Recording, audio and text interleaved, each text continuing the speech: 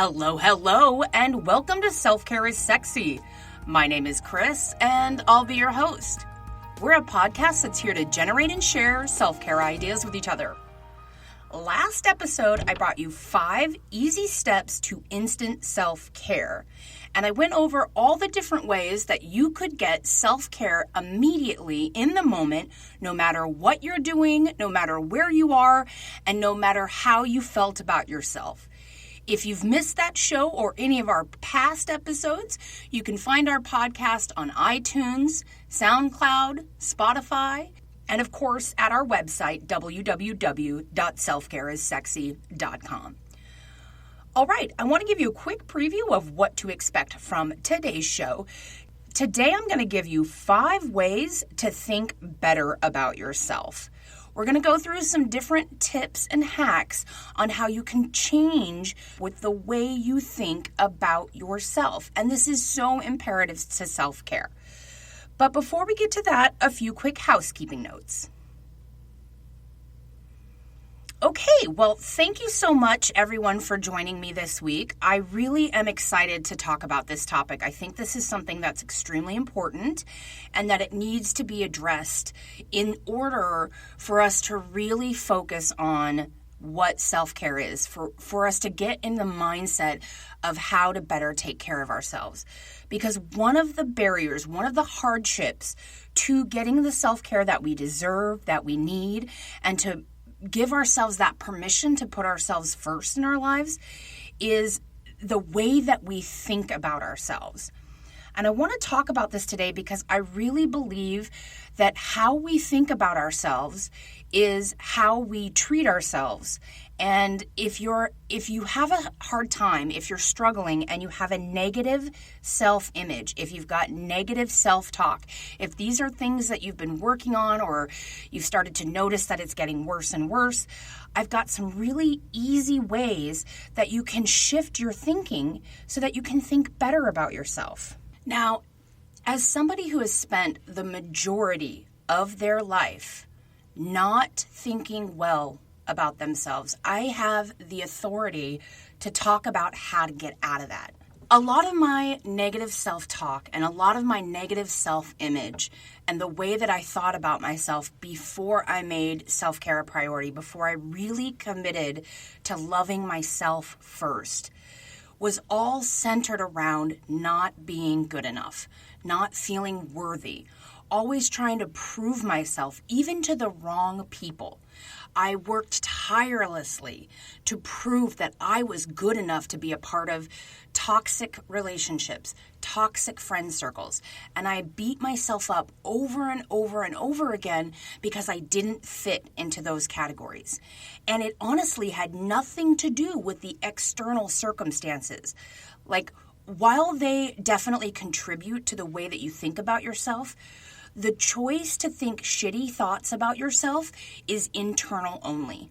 Even if there's someone in your life that constantly reaffirms these shitty thoughts that you're having about yourself, it is still an inside job to decide whether or not that is something you're going to believe. And then, continue that belief through patternistic thinking. And of course, there are times in everybody's life, whether you've done your own personal inner work and you've worked through these things, the negative self-talk never goes away. And I'm sorry to be the Debbie Downer and bring that to your attention, but the truth is it's never going to go away. If you have thought negative thoughts and have had shitty self-talk and you've put yourself down and you've beat yourself up for years and years and years, there is no undoing that immediately. It is going to take work and it's going to take practice. But I've narrowed it down to the 5 simplest ways that you can start to reverse that course. And this will help you if you have done the work and you've developed a positive self-image and you've developed a positive self-talk and you're continually doing self-care, but you still find yourself slipping back into these old negative, shitty thoughts about yourself. And I can always tell that something's off or imbalanced in my life when those negative thoughts come up. And the first negative thought always starts with, I'm usually criticizing myself for a mistake. So I want us to keep that in mind when I'm going through this list today.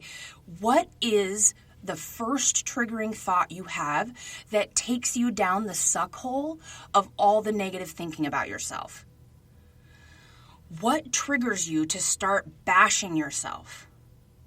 What's the first thing that happens to you, or the first thoughts that come up that allow that negative flood of how bad you are, thinking how terrible you are, thinking that you fucked up beyond repair, there's no fixing it, you're the worst human being on the planet. However dark and disgusting those thoughts are about yourself, you could spend all the time in the universe trying to repair those thoughts, or you can use these 5 simple tricks to really help you to think better about yourself. Because it's not about correcting the bad behavior, it's about implementing a new, better behavior. And again, I have struggled with this all of my life. I grew up with poor self-esteem. I grew up thinking I was a fat, worthless piece of crap, and that everything bad that happened in my family was my fault. And then that pattern was reinforced when I went into high school and I didn't fit in. And I constantly had these negative thoughts that I wasn't smart. You know, it took 1 or 2 people telling me that I was stupid. And my little infantile brain at that point in my life latched onto those thoughts and rode them all the way into the sunset. But now as I'm in the later years of my life and I'm trying to repair that patternistic negative thinking about myself, I decided, you know what, it doesn't have to be so hard. Self-care does not have to be so hard. You know, we tell ourselves it's hard to make time for ourselves. We tell ourselves, nobody ever lets me have a moment to myself. We tell ourselves, I can't get this done because I have to do this, and this first. But it really is an inside job to change all of that thinking and to spin it around 180 and start acting, speaking, and thinking from a different perspective. All right, so I've got 5 ways to think better about yourself. Number 1, look for what's right. All right, this is one of my favorite lessons that I've actually newly learned and become really, really good at implementing. And basically, the long story short is that your brain is trained to look for what's wrong. Your brain is an automatic problem solver, right? It's from the prehistoric days, the early development of the human brain. You're out there in the looking at the berries, trying to decide which one's going to kill you, which one's not. You're fighting for your life, and your prehistoric brain, it really hasn't developed all that much. So it's really, really good at looking for what's wrong. And that is the first thing that we want to address when we're trying to change how we think about ourselves. It's time to purposely switch that perspective and look for what's right. Look for what you're doing well. Look for the things that you can compliment yourself about. Look for the unique aspects that make you you, that separate you from the herd. Look for all the positive things you were able to glean from this year. And look for how strong you've been. Look for what's going right, even if you've made a mistake. It's time to really start looking for what went well, even in the mistakes, even when we hate ourselves, even when we think there's no getting out of this problem, there's no solution, and you're down in that spiral suck hole of how bad you are and how you can't believe you did this thing, or you can't believe you didn't do something, or whatever that first identifying thought pattern that sends you on the suck slide downward of how bad you are as a person. Start to look at what went well. And here's an example. I want to share this with you. So this is my pattern, and our patterns might be different. You know, we're not the same person. We've not been through the same life experience. But one of my identified patternistic thinking is, I'm not good enough. It's usually I've made a mistake. Like, typically it's something I've done at work. I noticed that work is probably my day job, not the podcast. But my work is probably where the negative self-thoughts come in more frequently than anything else. So it's usually I've made a mistake. I emailed the wrong person. I spelled someone's name wrong. I used the wrong verbiage, or I completely misinterpreted the instructions. Then I start thinking, God, I'm really bad at this job. They're going to fire me. I can't. And then it always starts with a mistake. And then it goes into how I mess everything up. And then it goes further and further and further if I don't get it in check. But when I do make a mistake now, and when I'm really focusing on changing that negative patternistic thinking, what I do focus on is when I make a mistake is how much good I've done today outside of that mistake. And then I start myself automatically thinking about how lucky I am that I work with a bunch of adults who understand that I'm human. I'm going to make mistakes. And there's a lot of grace that comes in when you forgive yourself first for whatever mistake you've made, big or small.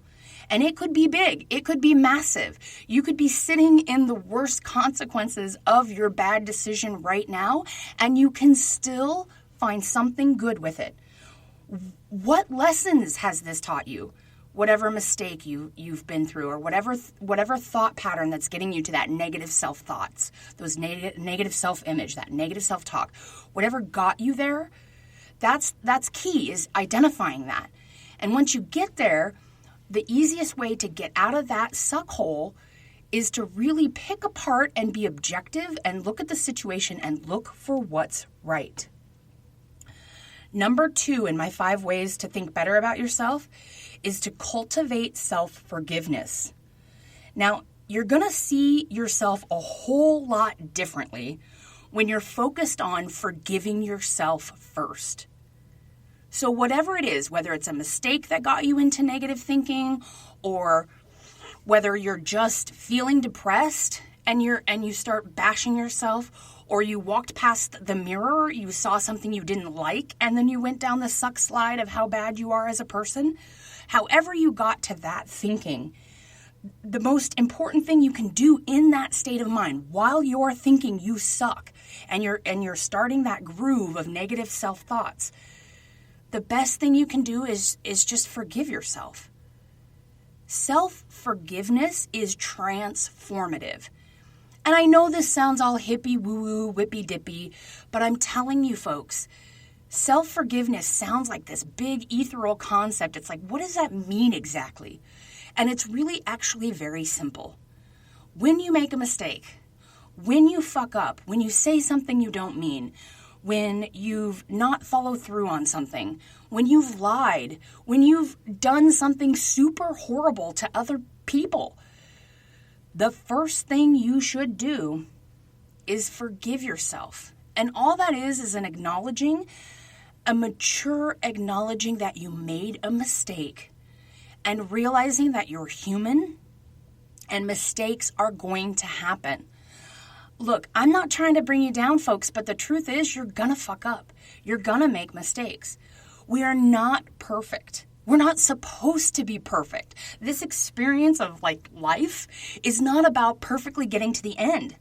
It's about creating and experiencing and being here and knowing yourself. That's what the whole point of life is. So self-forgiveness is this transformative thing that you can start cultivating every time you fuck up. Even if it's a little fuck up, you spill your coffee on your blouse, or you parked over the line at the store, or you said something you didn't mean out of anger. Whatever it is, big or small, little inconsequential, really start to cultivate that immediate self-forgiveness. And for me, what that looks like is I make a mistake, I send out an email to the wrong person, I feel myself, I recognize that I made a mistake. I'm like, crap, dang it, why did I do that? And then my thoughts start going to they're going to fire me. I'm really bad at this job. I can't do anything right. And then I stop in the moment, recognize that I'm going down the suck hole of negative self-thoughts, and I immediately say, you know what, Chris? It's okay. You do a lot of good. It's okay. It's a small mistake. The people that know you do good, the people that care about you, the people that love you, they're going to forgive you for this mistake. You can too. And you just get better at it by practicing. That's really legitimately